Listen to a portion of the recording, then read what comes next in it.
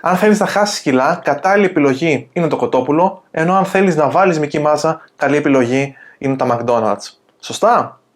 Λάθος. Είτε θέλεις να χάσεις κιλά, είτε θέλεις να βάλεις κιλά, οι επιλογές των φαγητών είναι ακριβώς οι ίδιες. Το μόνο πράγμα που αλλάζει είναι οι ποσότητες. Για παράδειγμα, στην απώλεια βάρους θα φας λιγότερη ποσότητα από βραστές πατάτες το μεσημέρι ή αυγά ή οτιδήποτε, ενώ στην αύξηση μυκής μάζας θα φας μέγιστο 200 με 300 θερμίδες έξτρα την ημέρα.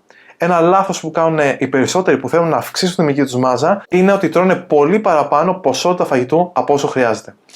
Πάνω από 200 με 300 θερμίδες, το σώμα δεν βάζει έξτρα μυκή μάζα, βάζει έξτρα ποσότητα λίπους, που θα σου πάρει μετά πάρα πολύ μεγάλο διάστημα για να το χάσεις.